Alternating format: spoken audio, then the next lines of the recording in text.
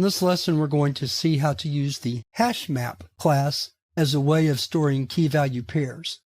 The Hashmap class differs from the TreeMap class that we just looked at in that a hash map cannot guarantee the order of the items in the collection. So, for example, in a tree map, the keys may be in alphabetical order or numerical order throughout the lifetime of a program. With a hash map, there is no guarantee of any such order. Other than that, they are exactly the same, and for most situations, they can be used the same. Since generally when we're working with associative containers, we're not worried about the order so much as being able to retrieve a value based on a key.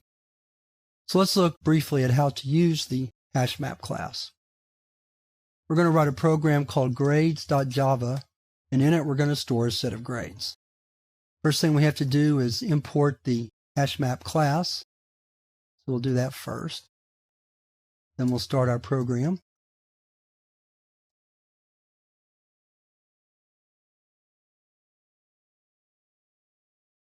First thing we want to do is instantiate a Hashmap object. So we have to provide the data types for the key and value. So we'll do string integer for a set of grades, followed by open and close parentheses.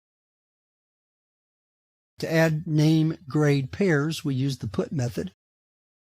We'll put a few grades in here.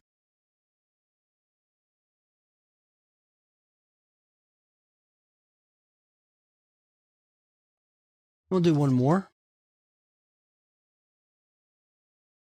To retrieve a grade, we use the get method with a key.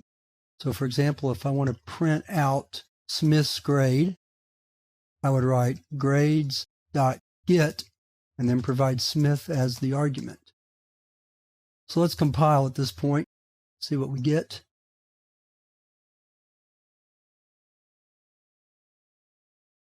And so Smith's grade is 88.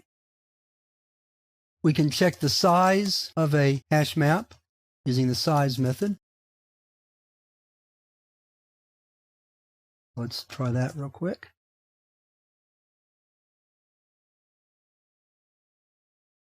We have 4 grades in our collection. If we need to remove a grade, we have a remove method where we provide the key, and it will remove that key, assuming it's there. Well, let's add the size back in. So let's copy and paste that.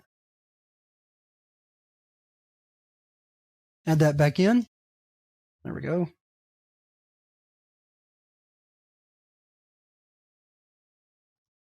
And now we just have 3 grades. If we want to check to see that a key exists before we actually remove it, which is usually a good idea, we can say grades contains key brown and put that inside an if statement. And we might add a little message here, call it a record.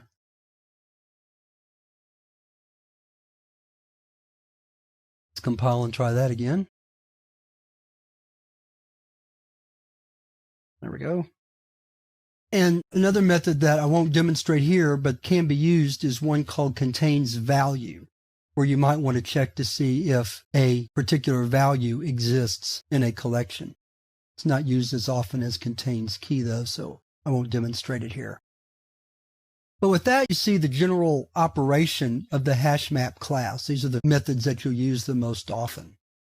And with that, we'll wrap up this lesson, and we're ready to move on to the exercises for this chapter, where we're going to take a look at some practical examples of using the tree map and the Hashmap classes.